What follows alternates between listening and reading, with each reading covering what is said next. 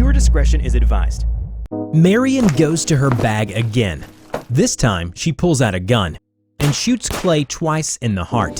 Hello everybody, I'm the Rubber. Today, we bring you SCP Foundation Keter Class Object SCP-055. SCP-055 is an anti-meme, an object, or an entity with self-censoring properties. An idea which, by its intrinsic nature, discourages or prevents people from spreading it. Within a few minutes of exposure to 055, all memory or recognition of it will instantly disappear. 055 could be completely harmless, while at the same time a terrible threat. In the same breath, the Foundation would have no way to hold on to that knowledge. Anti-memes are real. Think of any piece of information which you wouldn't share with anybody, like passwords, taboos, and dirty secrets.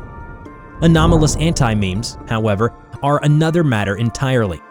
How do you contain something you can't even record or remember?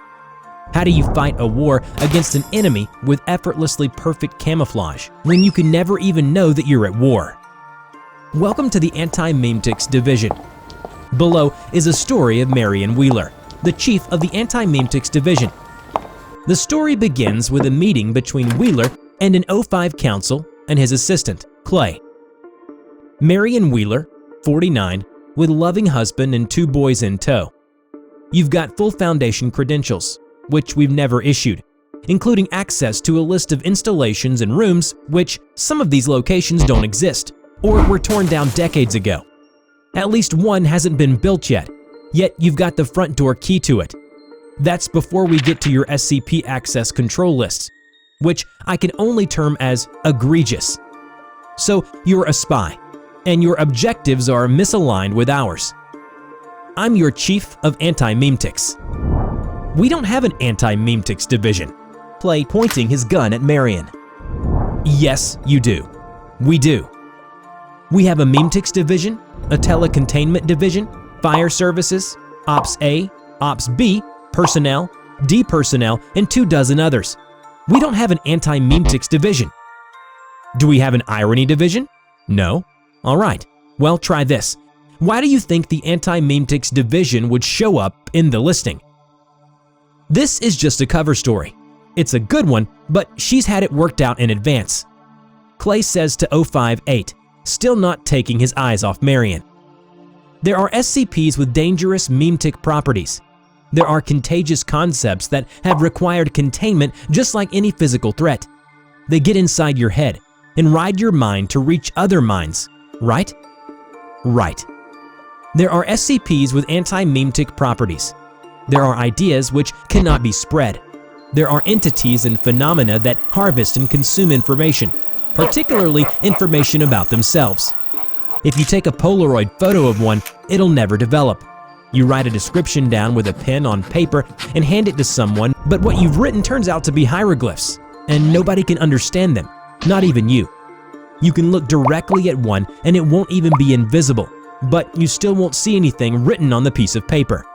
Dreams you can't hold on to, and secrets you can never share, and lies, and living conspiracies.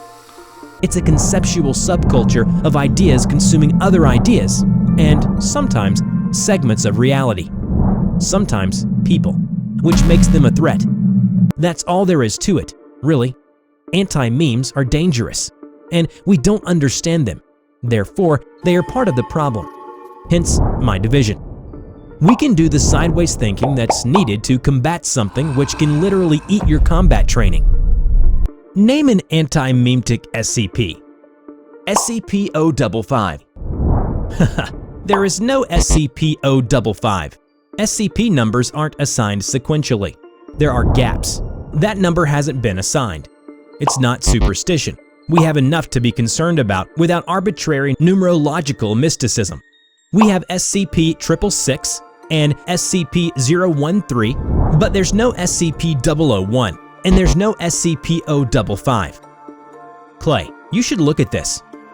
He turns his monitor so Clay can see the file that he had just retrieved. Clay bent over and read it from top to bottom. Stunned, he scrolled back and read it all a second time.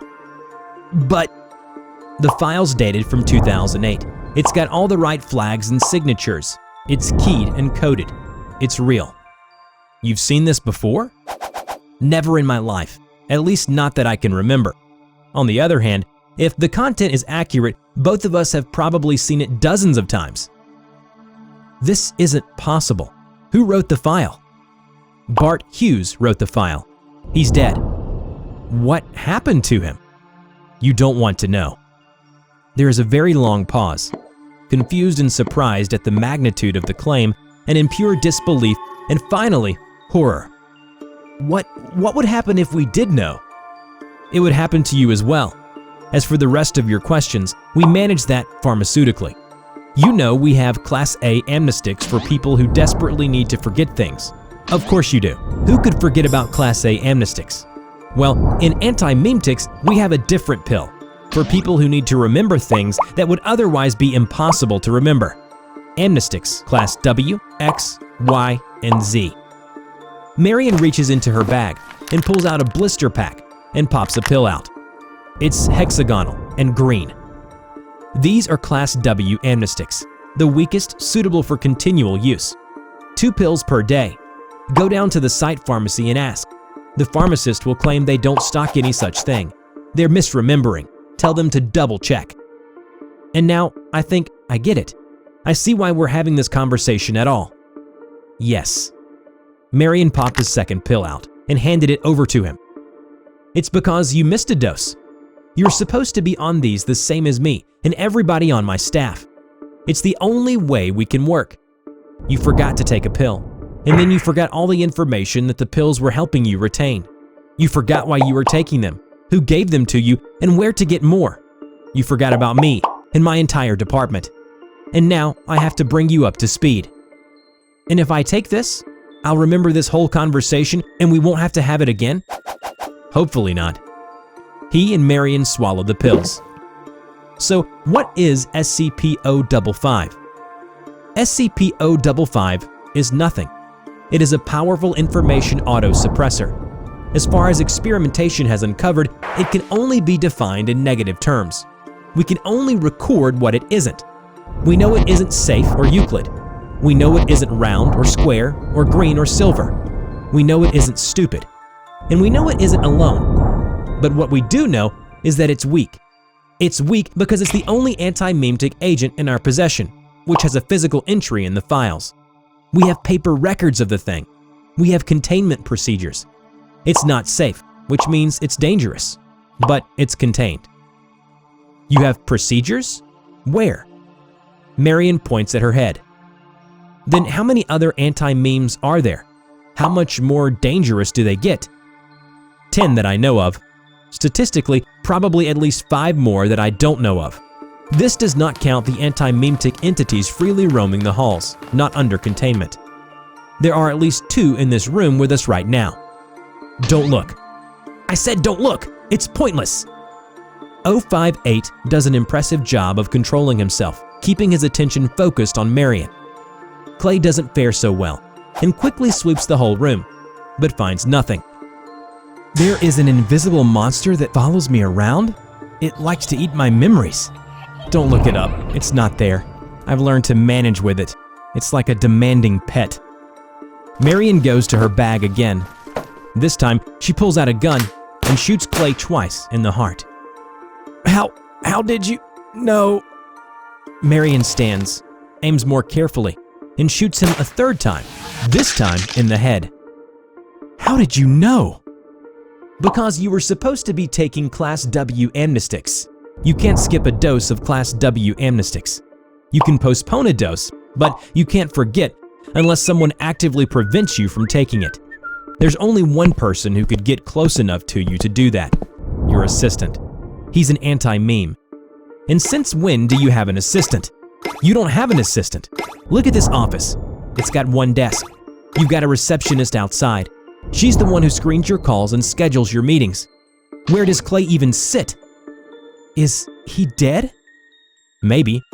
I can put his corpse in our research queue, and we'll see what we can see when we open him up. I don't know what Clay was, but he had a human body, which instantly makes him weird, even by our standards. As ever, the search for stalemate continues. I will let you know if we get any closer. Any side effects of these pills?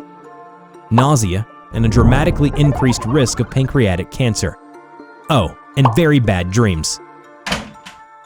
Remember to check out my new animation channel, The Rubber Talks, where I share my life story, thoughts, and opinions. Just click on the link in the description to enter the Rubber's world. Before we end this video, we are proud to present these incredibly sweet pieces of fan art. A big thank you to all of you. You can now send us your fan art, and we will be more than happy to show off your best art piece in our next video. Check out our description below on how to submit. I hope you enjoyed today's video. Which SCP do you want to see in the next video, and why it is interesting? Let us know in the comment below. We will draw your story and share it with the world. Don't forget to click like, subscribe to the channel, and hit the bell. Please share it to your friends if you like this video. Thank you so much for watching, and we will see you in the next video. Bye-bye.